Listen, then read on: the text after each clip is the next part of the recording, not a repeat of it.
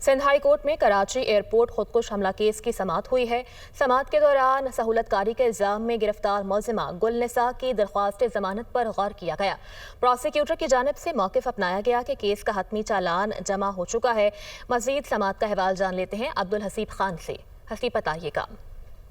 जी बिल्कुल, एयरपोर्ट खुदकुश हमला केस में सहूलतकारी के इल्जाम में गिरफ्तार मुल्जिमा गुलनिसा की दरख्वास्त जमानत की समाअत सिंध हाई कोर्ट में हुई, जिसमें अदालत ने जो है वो गुलनिसा की दरख्वास्त जमानत पर 4 सितंबर तक फरीकैन से जो है वो दलाइल तलब कर लिए हैं। समाअत के आगाज में जो प्रोसिक्यूटर थे उनकी जानिब से अदालत को बताया गया कि केस का हतमी चालान पेश किया जा चुका है।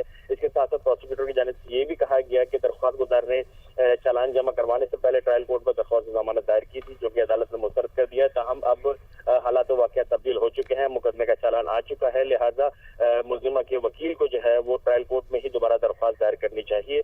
ताहम जो वकील सफाई थे उनकी जानिब से मौक़िफ़ इख्तियार किया गया कि वो सिंध हाई कोर्ट में ही मुल्जिमा की दरख्वास्त जमानत जो है वो चलाना चाहते हैं, जिस पर अदालत ने फरीकैन से दलाइल जो है वो तलब करते हुए समाअत 4 सितंबर तक मुलतवी कर दी। जी ठीक है, बहुत शुक्रिया हसीब, आपने हमें अपडेट किया।